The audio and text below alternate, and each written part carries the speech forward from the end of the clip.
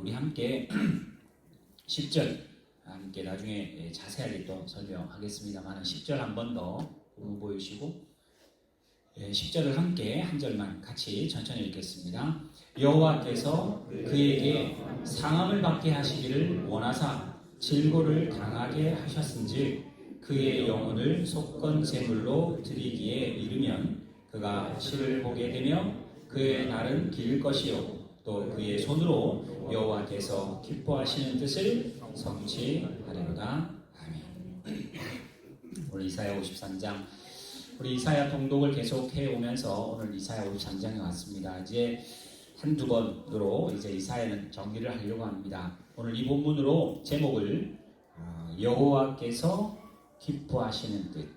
사실은 이 본문 이사야 53장 하면 뭐 누구나 덮어놓고 여기 나왔던 아까 4절 5절 그가 찔림은 우리의 허물 때문이며 그가 상함은 우리의 죄악 때문이다. 그가 징계를 받음으로 우리가 평화를 누리고 채찍에 받음으로 우리가 나음을 받았으니 하나님께 더 나아가자. 이 본문이 가장 핵심이 된다고 알고 있고 4절, 5절, 6절을 거의 암송하듯이 합니다. 근데 사실은 하나님의 의도는 그거 아니라는 생각을 살짝 하게 됩니다. 그래서 오늘 이 이사야라고 하는 책 자체가 66장에 앞에 39장까지는 이스라엘이 범죄했습니다. 우상 숭배도 합니다. 제사장임에도 불구하고 자기 하나님을 쳐다보지 않고 자기의 필요를 따라 하나님도 우상도 뭐 이러다 보니까 하나님께 징계를 내리시죠. 물론 그들의 잘못 때문에 징계도 받습니다만 징계가 소위 말하면 탈락시키려고 하는 의도는 아니잖아요. 여러분의 아이들이 뭔가를 잘못했을 때 내 자녀 아니라고 쫓아보내기 위해서 야단치지는 않지 않습니다. 혹시 정말 그럴 마음이 있다면 야단 안 칩니다. 아예 신경을 안 쓰겠죠. 근데 정말 돌아오기를 원할 때는 더 심하게 야단쳐야 할 이유가 그 실수와 그 실패 이후에 더 반면교사 삼아 더 성장하기 바라기를 위해서 야단하고 매를 드는 거죠. 하나님께서 그렇게 하십니다. 실제로. 그래서 포로로 잡혀갑니다. 북이스라엘, 남유다 다 포로로 잡혀가고 다 흩어집니다. 40장부터 66장까지 하나님이 회복하겠다는 말인데 사실 회복으로 안 들립니다. 우리 생각 같아서는 회복은 뭐냐? 포로를 잡아갔던 그 나쁜 사람들, 먼저는 아수르, 그 다음에는 바벨론, 이 사람들을 이길 만한 장수가 나타나서 슈퍼맨 같은 아이언맨 같은 애가 다 갑자기 나타나서 나를 따라다니면서 다 박살낸다. 그러면 회복이라고 생각하는 게 우리의 언연중에 있는 생각. 아니면 그렇게 아니라 할지라도 위대한 왕이 나타나서 우리나라를 더 강성하게 만들어서 아수르도 박살을 내고 바벨론도 박살을 낼 때 회복이라고 생각하는 게 언연중에 깔려있는 우리의 기도 제목인데 하나님 그렇게 안 하십니다. 바뀐 게 하나도 없어요. 근데 나를 포로로 잡았던 바벨론은 망합니다. 포로는 포로인데 이 포로로 잡아갔던 사람은 망해요. 근데 그 뒤에 메데바사, 페르시아가 나타나서 다시 포로로 계속 연속됩니다. 그러니까 세대는 바뀌고 세상은 바뀌는 큰 변화가 있는데 나는 바뀐 게 별로 없어요. 근데 하나님은 회복이라고 자꾸만 그러세요. 우리도 그렇게 끼어 있습니다. 내가 믿음 안 좋을 때는 하나님 이렇게 주시는 게 내가 믿음 안 좋으니까 싶은데 나는 믿음이 좋은데 나는 더 충성하는데 바뀐 게 별로 없어. 이럴 때 우리는 늘 신앙을 원망하게 됩니다. 오늘 이 이사야 53장이 그 맥락에 있습니다. 이스라엘의 잘못 때문에 포로로 간 걸 인정하지만은 하나님이 나를 사랑하신다면 회복하신다면 뭔가를 바꿔야 되는데 바꾸지도 않은 상태에서 위로하라, 회복하라, 하나님이 가까이 갈 거다, 하나님이 큰 메시아로 모든 세상을 다 무릎 꿇게 할 테니까 너는 담대하라 이런 식으로 나오니까 바뀐 건 없는데 그러는 중에 가장 하이라이트 메시아가 온다라는 메시지입니다. 그래서 우리 늘 메시아를 대망하는 이스라엘 백성들은 압니다만은 우리도 사실은 제가 제목을 이스라엘의 고난과 회복이라고 첫 번째 소제목을 잡았는데 사실 제 개인적인 간증을 하면 저희 모태신앙이었고요. 저는 이제 사명제 중에 장남이었습니다. 그러니까 장남으로 태어나자마자 아버지가 이제 서원을 해서 목회자가 되기로 서원을 하셨어요. 이제 크면서 일반 대학 나오고 했지만은 제일 마지막에 목사가 되겠다는 생각은 하고 있었습니다. 제가 고시이라고 하는 측에 있었는데 중고등부 때 목회를 하겠다라는 생각이 있었고 저희 아버지 장로님이셨고 이제 목사님의 저하고 나이가 비슷한 또래는 딸이었었어요. 저보다 한 살 밑이었는데 아주 피아노를 잘 치는 반주자를 했던 친구. 그 친구들하고 몇 명이서 저 위에 선배와 아래 위로 한 몇 명이 한 4명이 모여서 나름대로 설교를 했었습니다. 돌아가면서 앞으로 목회를 해야 되니까 돌아가면서 설교를 하자 우리끼리. 그러니까 마치 서클처럼 그렇게 이제 하고 이제 고등학교 가서 아버지가 개척을 하셨어요. 그래서 이제 몇몇 친구들이 이제 같이 저는 이제 서울로 대학을 가고 제일 친한 그 친구 한 서너 명 있었는데 다 부산에 약대를 다녔었어요. 사실 뭐 제가 80년대에 약대다는 뭐 지방대학 약대라도 약대면 뭐 대단한 겁니다. 아주 잘하는 편이셨어요.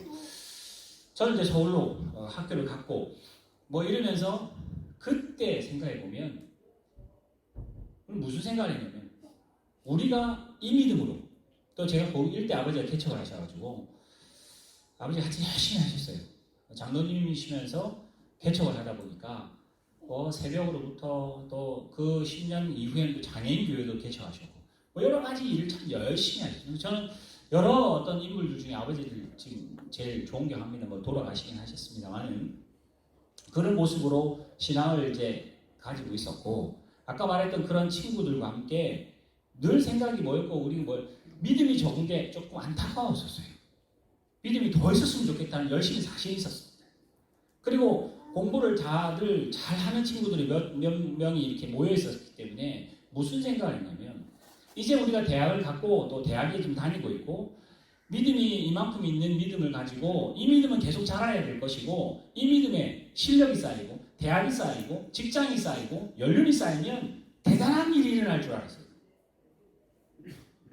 세상을 뒤엎을 것 같았었어요.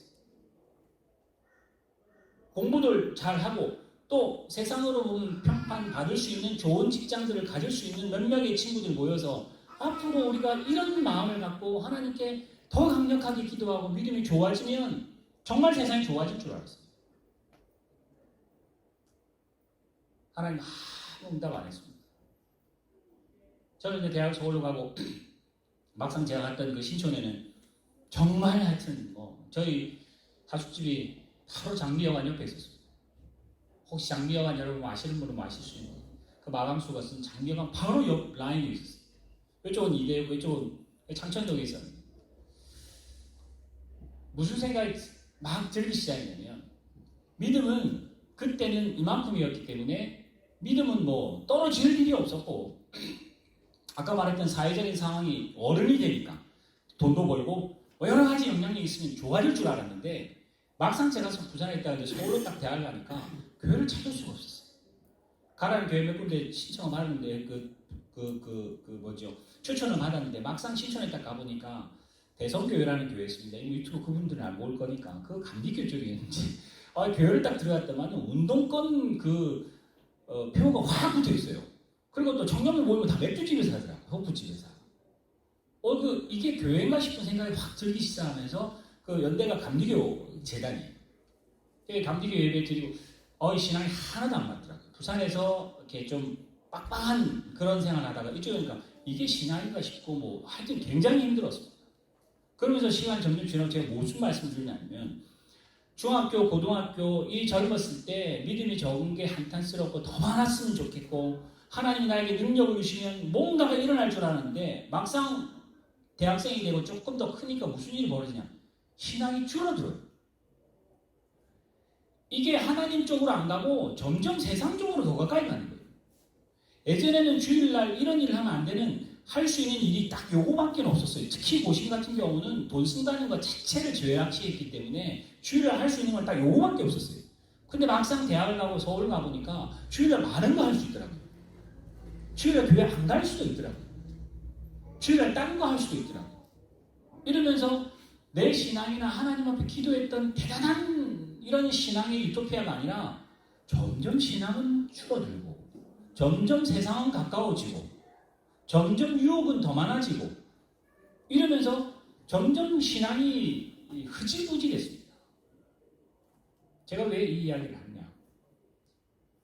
유대인들이 그러고요. 지금 우리들도 사실 하나님이 나에게 은혜를 주시고 성령을 주시고 은사를 주시고 방언도 그렇고 병을 고치거나 환상을 보거나 뭐든지 관계없이 뭔가 주시면 뒤집어질 것 같다는 생각이 늘 기대치가 있었습니다.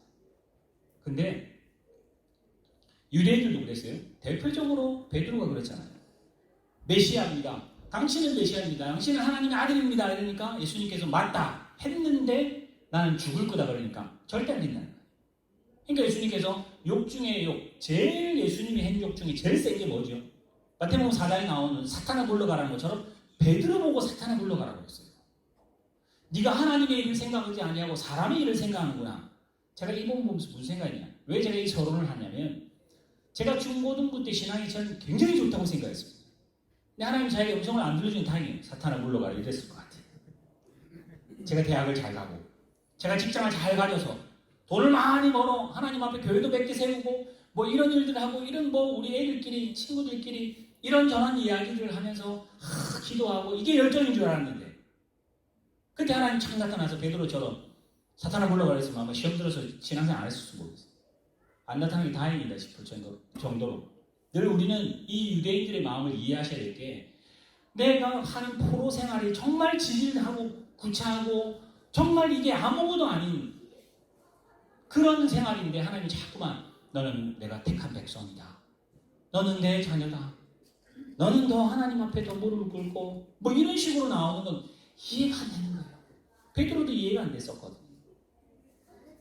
오늘 이 이사야 53장이 희망을 회복을 우리나라의 부흥을 원하는 이 유대인들에게 메시아가 올 거다 하면서 메시아를 보여주셨는데 그 메시아가 우리가 기대한 거하고는 똑같은 게 없어요. 그래서 아마 이사야가 기대했던 그 이사야가 말했던 이 예언과 이 예언을 들었던 사람들은 전혀 마음이 달랐을 거라 생각합니다. 제가 20막 때 20 언저리에 있을 때 제가 지금 이 생각을 만약에 할 수 있었다면 그건 뭐 불가능할 거라 생각합니다. 그런데 하나님께서 거의 40년이라는 세월을 하나님이 연장시키셔서 그러면 40년 동안 허송세월했는가? 아니요. 20살 때는 그게 답인 줄 알았어요. 그거 붙잡고 열심히 공부도 하고 열심히 뭔가 하려고 애쓰는 것이 20대는 맞았을 겁니다. 근데 이제 60이 다 돼가 보니까 그건 내 생각이었구나. 말만 종교였고 말만 신앙이었지 정작은 내가 잘 되자는 거 아니었나. 예수님이 말한 것처럼 네가 하나님의 일을 생각 안 하고 사람의 일을 생각하는구나 라는 말을 지금 생각해 보니까 내 생각이었구나. 우리끼리 생각이었구나. 우리끼리 믿음이 좋은 몇몇 사람이 더 모여서 우리끼리 교회 만들고 우리끼리 이 공동체 만들면 마치 세상이 유토피아가 올 것 같은 그런 생각을 했었다. 하나님이 조금만 도와주면 될 것 같았다. 그게 아니라는 것을 하나님께서 여러 가지 일로 보여줍니다. 아프게도 하십니다. 실패하게도 하십니다. 그리고 열심히 전심으로 기도해도 안 되게 하십니다. 오늘 그것은 실망이 아니라 하나님이 기뻐하시는 뜻이 있었습니다. 본문 보여주세요. 1절부터 누가 내 말을 들었느냐? 아무도 모른다. 누가 믿었느냐? 아무도 못 믿는다. 사실 여러분 이건 조금 더 신학적인 이야기입니다만 이사야 저 책이 1장부터 39장은 고난을 썼으니까 이사야가 썼다고 인정하는데 40장부터는 희망을 쓰거든요. 예언을 쓰거든요. 그러니까 자유주의 학자들은 이거는 이사야가 쓴 거 아니다. 그 포로로 돌아왔을 때 사람들이 다 보고 포로로 돌아왔으니까 과거를 마치 미래인 것처럼 써서 붙여놓은 거다. 이렇게 말을 해요. 근데 그랬다 할지라도 저 이사야는 700년 예수님 오기 700년 전에 쓰여졌습니다. 히브리어로. 근데 포로로 잡혀가고 디아스포라로 다 흩어져가지고 유대인들이 히브리어를 몰라요. 마치 우리 아이들처럼 한글을 몰라. 그래가지고 어쩔 수 없이 한글이었던 성경을 영어로 번역해야 되는 일이 벌어지는 것처럼 70인역이라고 하는 책이 히브리어 구약, 그때는 구약밖에 없었으니까 그 구약을 200년, 예수님 오기 200년 전쯤에 이집트에 있는 알렉산드리아라고 하는 그곳에서 70인역이라고 하는 헬라어로 구약 성경을 번역을 했었어야 돼요. 사람들이 히브리어를 모르니까. 그래서 예수님 오기 전에 200년 전에 저 책을 헬라어로 번역을 합니다. 53장도 번역합니다. 근데 지금 유대인이 보는 성경에는 53장 없습니다. 유대인들이 가진 경전에는 저 53장 빼놓았습니다. 어쨌든 예수님이 오기 전에 200년 전에 저 책을 기록을 합니다. 그리고 예수님이 와요. 그러면 나중에 자유주의 신학자들이 말하는 거는 기본적으로 700년은 뻥이라 할지라도 200년은 어떻게 감당할 거예요? 우리는 예언이라고 할 때 200년 예언은 어렵고 700년 예언은 어려운데 내일 예언은 쉬울까요? 내일이든 모레든 1000년 전이든 1000년 후든 그거는 중요하지 않잖아요. 미래를 예언한다는 것 자체가 벌써 불가능한 일이라는 것을 말할 수가 없습니다. 근데 저거는 700년 전에 말했다고 그랬는데 200년 전에 번역을 해서 우리에게 기록으로 지금도 기록으로 70인역이 남아있기 때문에 저거는 예수님 오기 전 최소 200년 전에는 헬라어로 번역된 말입니다. 그걸 기본적으로 아시고 예언이기 때문에 보세요. 누가 믿었느냐? 하나님 팔이 누구에게 나타났느냐? 2절 주님 앞에서 그는 하나님 앞에서 나타나기를 연한 순 같고 마른 땅에 나는 뿌리 같대. 뿌리 뭐 다른 말로 줄기라고 합니다. 이라고 되어 있잖아요. 줄기 같기도 하고 고운 모양도 없고 풍채도 없고 우리가 보기에 흠발 모양이 하나도 없는 아름다운 게 하나도 없다. 볼품이 없다는 말이에요. 멸시를 받습니다. 버림도 받습니다. 강고를 많이 겪습니다. 질고를 당합니다. 많은 사람 마치 사람들이 뭐라 하느냐 얼굴을 돌린답니다. 얼굴을 돌리고 무시를 한답니다. 근데 그는 못된 사람, 나쁜 사람이 아니라 우리도 하나님의 택한 백성들도 그를 귀하게 안 본답니다. 알고 계세요? 그는 이제 우리가 좋아하는 부분 실로 우리의 질고를 지고 우리의 슬픔을 당하였거늘 우리가 생각할 때는 지가 잘못하니까 지가 그러지고 예수가 예수 하나님 아닌데 지가 하나님이라 그러니까 그렇고 하나님 아버지가 아닌데 지가 아버지라고 하니까 그렇게 당하는 거 아니냐라고 유대인들이 뒤집어 씌우는 신성모독이잖아요. 그렇게 고난을 당한다 하였노라. 그가 찔림은 마치 이거를 잘 보면요. 마치 예수님의 그 십자가와 죽음과 그 부자의 묘에 묻히는 걸 본 것처럼 기사를 써요.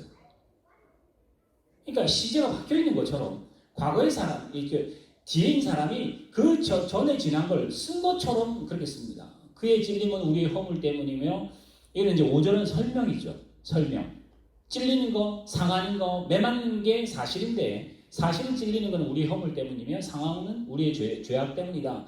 그가 징계를 받음으로 우리가 평화를 누리고 그가 채찍에 맞으면 우리가 낫는다. 다 우리는 양 같아서 지 마음대로 한다. 그런데도 불구하고 지 마음대로 하는 우리를 하나님이 벌하거나 버리지 아니하시고 우리의 죄악을 예수님에게 메시아에게 담당시키셨다. 넘어가 봅시다. 그가 번역을 당하여 괴로울 때도 손들고 이건 내 죄 아닙니다.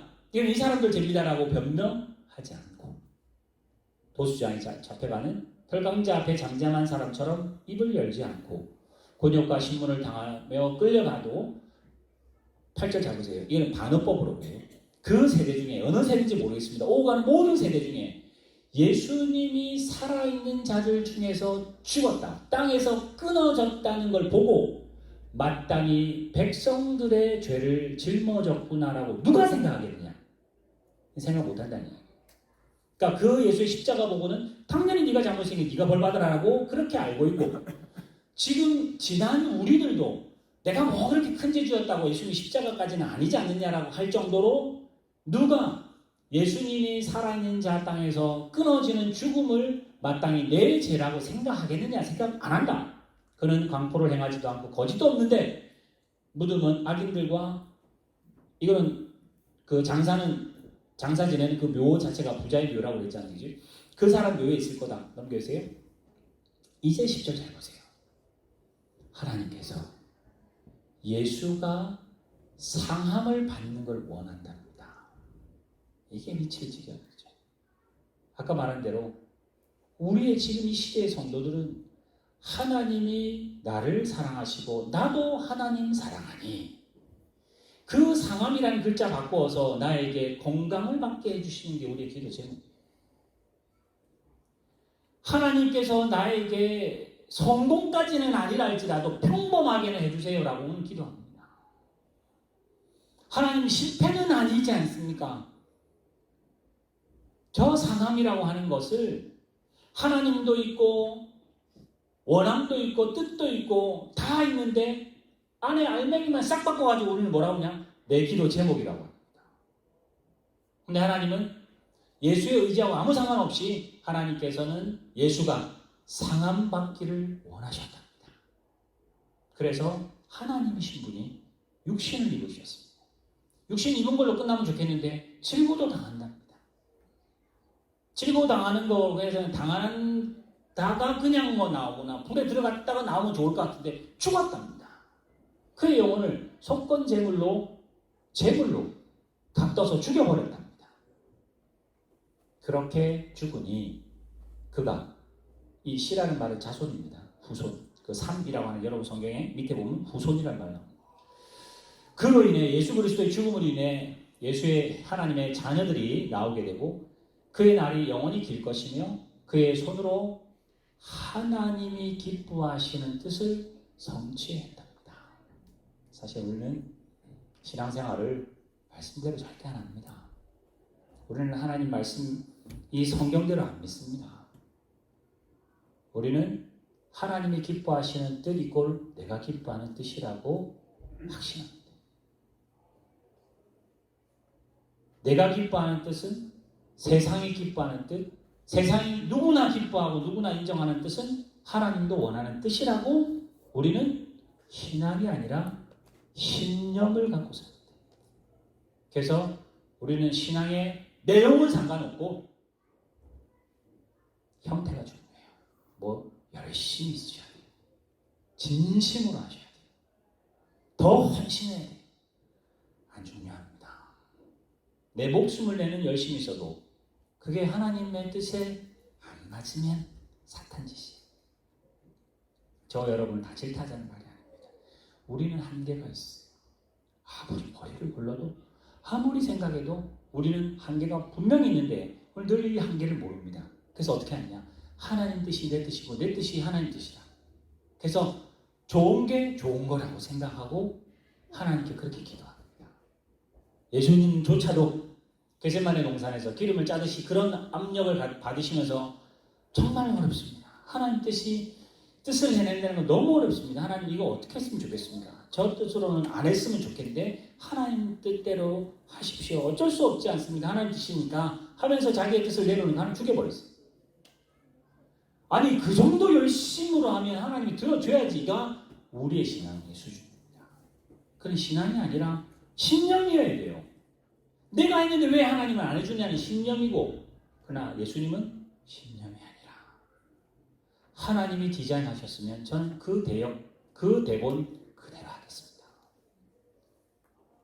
하나님이 이렇게 하셨다면 아까 말한 대로 하나님이 원하시는 것은 예수야 내가 세상을 사랑한다. 네가 인간의 몸을 입어야 되겠다. 인간의 몸을 입으시고 예수야 네가 인간 몸을 입는데 초능력이지 않냐. 네 마음대로 한번 휘저어봐라. 너는 모양도 그렇고 사람들이 무시하고 사람들이 멸시하는 그 실패의 삶을 살아야 된다. 사실 이사야도 그랬어요. 바울도 사실은 그랬습니다. 바울은 죽고 난 다음에 바울이었지 그 사는 동안은 바울 말도 물론 근처도 가기 싫을 정도로 정말 참 구차하고 힘들게 살았습니다.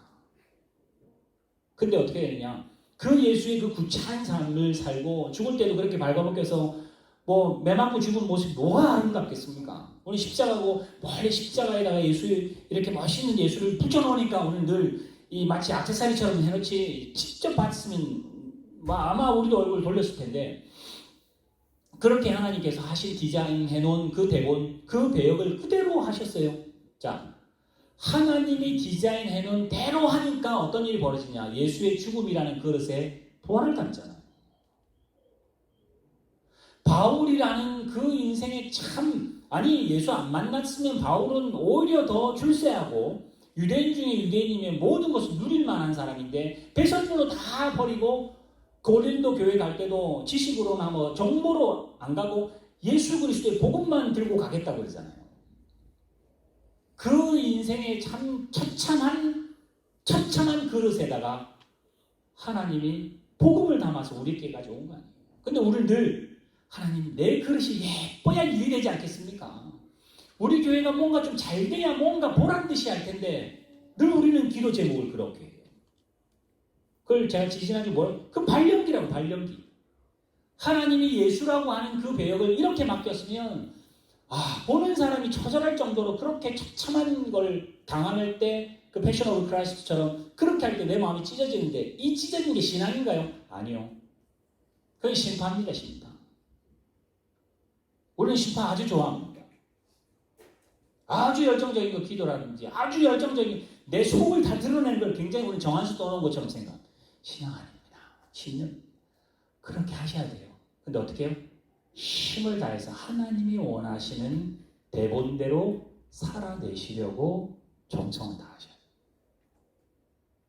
근데 늘 우리는 믿었는데 뭐가 바뀐 게 있냐. 진짜 이 코로나라고 하는 기가 막힌 도구를 가지고 예수 믿는 사람은 코로나 안 걸린다 이렇게 딱 해버렸으면 얼마나 좋았을까. 그럼 한 방에 전 세계 구원받았을 텐데. 우리 생각에 아이디어가 좋은 게 얼마나 많습니까? 근데 하나님은 안 그러시잖아요. 하나님이 디자인해놓으신 그대로 한답니다.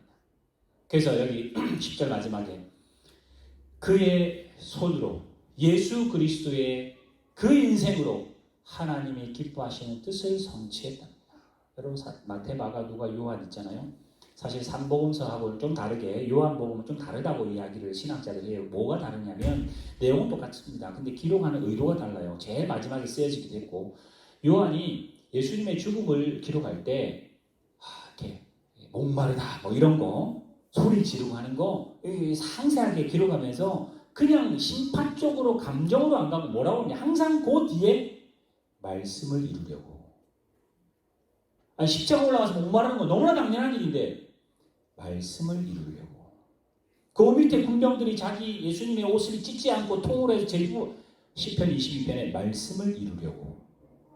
그러니까 요한의 의도는 예수님의 죽음이 심하고 드라마틱하고 이렇게 헌신하니까 하나님이 높이지 않았냐 그게 아니라 구약에 기록된 대로 하나님이 쓰신 대로 예수님의 하나하나 예수님의 삶의 대사 하나하나 걸음 하나하나가 다 말씀을 응하게 하시려고 예수님이 살았다. 말씀을 응해줬으면 말씀을 응해줬으면 잘 돼야 되잖아요. 잘 되고 안 되고는 내가 할 일이 아니라 하나님이 나에게 시키시면 그 시키는 열심히 하면 어떻게 하느냐?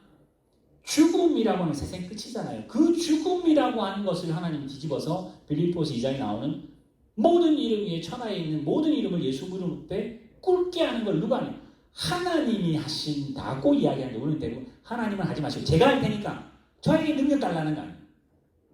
그건 여러분에게 시키신 대사가 아닙니다. 이제까지 그런 열심이 없어서 이때까지 이렇게 지금 흐지부지 왔을까요? 하나님께서 기뻐하시는 뜻 11절 한번 봅시다. 그가 자기 영혼에 수고한 것을 보고 만족한답니다. 예수님께서 나의 의로운 종이 자기 지식으로 많은 사람을 의롭게 했답니다. 핍박받고 멸시받는 게 의롭게 이게 말이 되나 싶어요. 말이 안 되는 일인데 하나님이 해놨답니다. 그들의 죄악을 본인이 다 담당했답니다. 넘겨주세요. 그러므로 내가 그에게 존귀한 자와 함께 몫을 나누게 할 것이며 근데 우리는 뭐죠? 존귀는 나중에 하시고 지금 존귀해야 되는 거예요. 그 뭐죠? 하나님 앞에 서는 게 아니라 세상 앞에 서 있는 신앙이기 때문에 사람이 인정 안 해주는 하나님이 이게 뭡니까가 되는 거예요. 그래서 늘 여러분들의 기도 제목에 또 가장 힘든 것 중에 하나가 원망입니다. 나는 했는데 왜 하나님 안 해주냐? 나는 목회 열심히 하는데 왜 교회는 안 되냐? 하나님께서 그에게 존귀한 자와 몫을 나누게 하고 탈취한 것을 나누게 할 것이다. 그가 자기 영혼을 버려 사망에 이르게 했고 범죄자 중에 중한 그런 헤아림을 받지만 그러나 그것이 결국은 많은 사람을 구원하는 행위가 메시아라는 직분이다 그랬습니다. 그래서 오늘 저는 그 이야기를 한번 하고 싶습니다. 주님이 살아간 길이 샘플인데도 불구하고 오늘 샘플 싫어합니다. 오늘 뭐 좋아하죠? 모세 좋아하죠. 모세 지팡이 없어서 한다리죠. 다윗 좋아하잖아요. 다윗. 근데 다윗, 아브라함, 모세 다 액세서리입니다. 예수님이 진짜 답이죠. 우리의 정답이죠. 오늘 예수님은 안 따라가고 예수님 영광만 따라가려고 하잖아요. 예수님의 살아가신 그 삶에 하나님이 뭘 담으시는지를 안 보고 우리는 늘 내가 담을 테니 하나님 해달라는 거 아니에요. 그런 주객이 전도되고 여러분 그런 교만이십니다. 하나님께서 여러분에게 어떻게 하시는지 그 영화 안 보이세요? 영화 안 보시면 한번 보세요. 아주 뭐 시작든 별거 안 좋은 영화지만 제목이 너무 좋아서 보이세요? 제 웹툰인데 웹툰. 혹시 뭐 보셨는지 모르겠습니다. 저 만화에 나오는 저 영화를 저 웹툰을 저렇게 해서 제목이 은밀하기 위대하기입니다. 저 김수현이 있는 저 잘 보이시는지 모르겠습니다. 글자 잘 안 보시면 제가 읽어드릴게요. 들깨로 태어나서 괴물로 키워졌는데 바보로 스며들었죠. 뭐 내용 보신 분은 아실 텐데 북한에서 어마어마한 비밀 병기 같은 제 지금 딱 몸 벗으면 난립니다. 여자분들 주로 그런 거 좋아하십니다. 김수현 옷 안 벗으면 난리가 나는 몸을 가진 사람인데 남쪽으로 간첩으로 이렇게 난파가 됩니다. 근데 지령이 뭐냐면 동네 저 산동네 가서 바보로 살아라는 거예요. 그래서 저희는 밤에는 굉장히 이런데 몇 년째 기억 안 납니다. 하여튼 아주 오랜 동안에 그 동네에서 바보 행세하면서 삽니다. 슈퍼마켓에 앉아가지고 뭐 바보짓 하고 뭐 던지면 두들 맞고 뭐 짜장면 배달하고 뭐 그러는 거예요. 제가 왜 저걸 영화 소개하려는 건 아니고 하나님께서 여러분을 평범하게 그러나 하나님의 자녀로 위대하게 살라고 우리를 위대하게 부르셨어요. 세상의 위대가 아니에요. 여러분 아빠로 그냥 평범하게 사세요. 아까 말씀드렸죠. 저 19, 20, 21일 때는 위대한 게 그런 건 줄 알았어요. 위대한 게.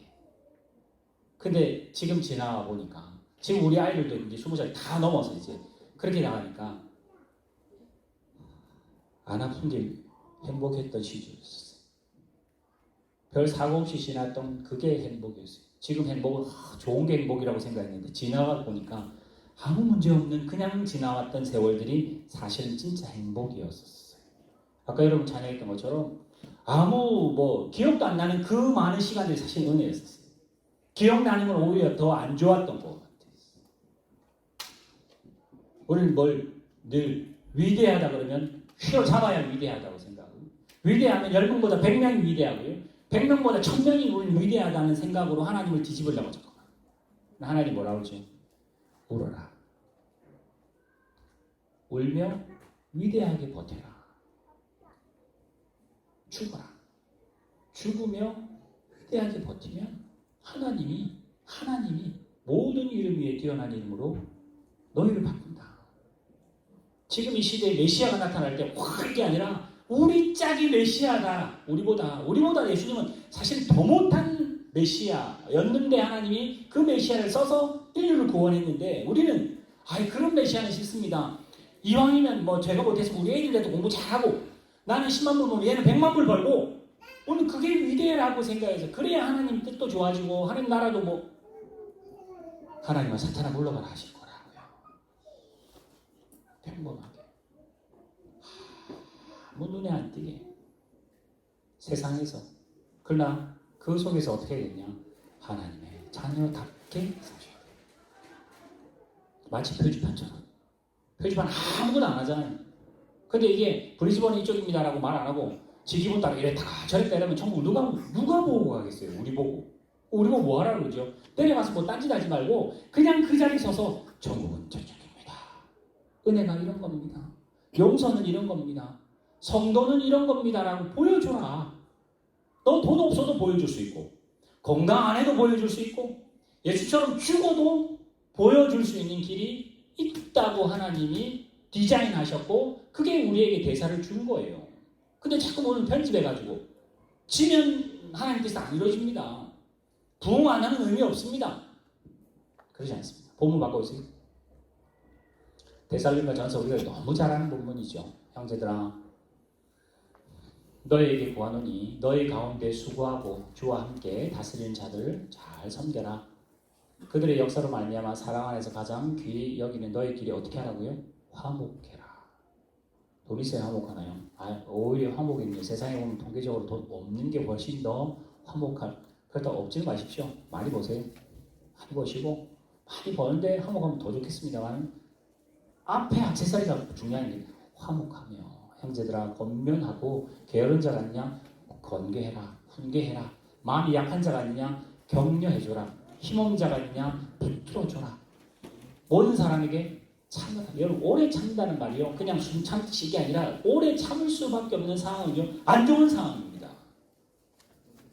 오래 참으라는 말은 사랑을 오래 참고 있는데 사랑은 꼭 뭐 가만히 있으면 내 마음에는 안 맞고 뭔가가 틀어졌는데 참아야 할 상황이지 인내는 그냥 생기지 않습니다. 나를 큰 힘든 것을 넣었을 때 인내가 자랍니다.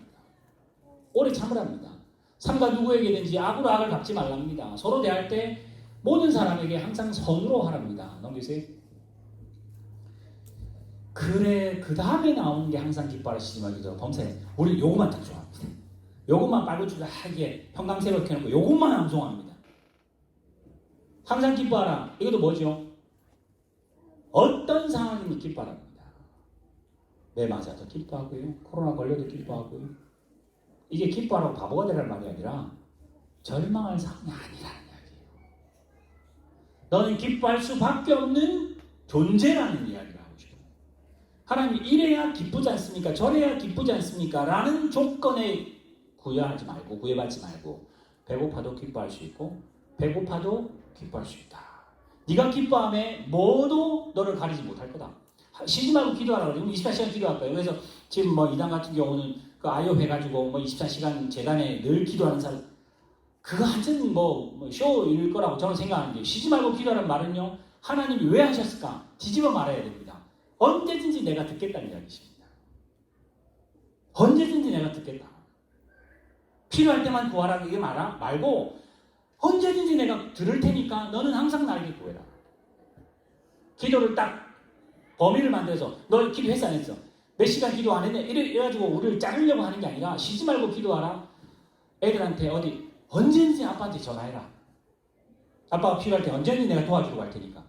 쉬지 말고 기도하라. 범사에 감사합니다. 범사에.